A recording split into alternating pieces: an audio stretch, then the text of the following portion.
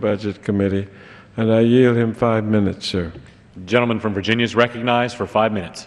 Thank you, Mr. Speaker. Mr. Speaker, the supporters of this legislation have spoken at length about how nice it would be to balance the budget and how dangerous deficits are. The speeches, great speeches about the budget, but the one thing they have not talked about is how the provisions of this legislation will actually help balance the budget. Now, we had a hearing earlier this month where the former governor of Pennsylvania talked about the Pennsylvania balanced budget amendment and how their constitutional provision was such a good thing. But he had to acknowledge that other than the title, there is nothing in H.J. Res. 2 that can be found in the Pennsylvania Constitution. We also found that the gentleman from Arizona had to acknowledge, after he talked about how good the balanced budget amendment works in Arizona, that Arizona was able to balance its budget only because federally borrowed stimulus money provided $6 billion to Arizona, $1,000 for every man, woman, and child in that state. And that wasn't enough. Arizona had to sell their state capitol and Supreme Court building.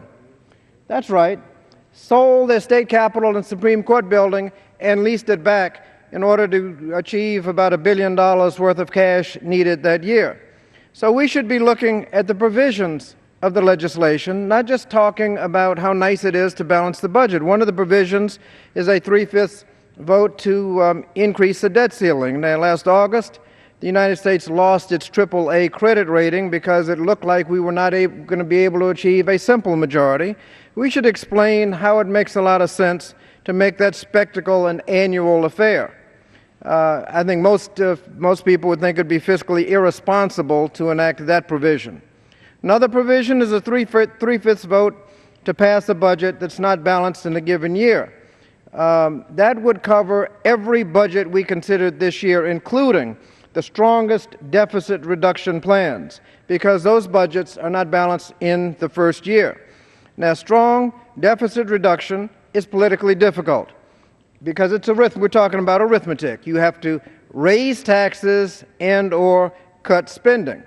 Now, you can't get a simple majority. We can't even get a simple majority to do that. So why would anybody think that this legislation requiring a 3/5 vote would make it any easier? In fact, that same 3/5 vote will be sufficient to pass new tax cuts and additional spending, making the deficit worse. Last December, we passed an $800 billion tax cut. We got 3/5 for that. But instead of discussing just the title of the resolution, we should be noticing that if this legislation were in effect in 1993, we never would have passed that budget. And we've heard people on the other side of the aisle taking credit for the hard work. I came in 1993, and we passed a tough budget. There were tough votes. 50 Democrats lost their seats as a direct result of those votes.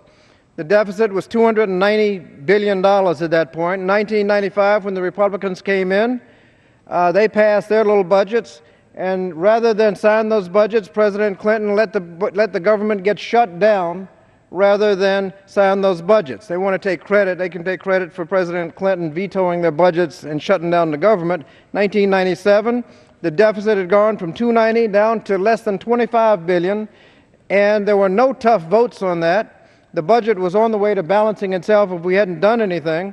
And so we find out what would have happened if President Clinton hadn't capitulated in 1995.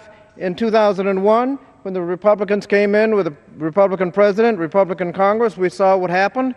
They passed 2 tax cuts, fought 2 wars without paying for them, prescription drug without paying for them. And rather than in 2001, when Chairman Greenspan had to answer questions like, what will happen when we pay off the national debt? Are we paying off the national debt too quickly? It looked like we were on target by 2008 to pay off the entire debt held by the public. Those are the discussions. The first tax cut was the last time you heard any of that discussion. And as a result of the 2 tax cuts, 2 unpaid-for wars, and an unpaid-for prescriptive drug benefit, we ended up in huge deficits. The fact is, the 1993 budget never would have passed if we had required a 3/5 vote. Now, we should be focused on the actual effects of the resolution. There's another provision, and that's the provision involving war. All of the provisions of this budget can be set aside by a simple majority when a declared war is in effect, or, could I have another minute?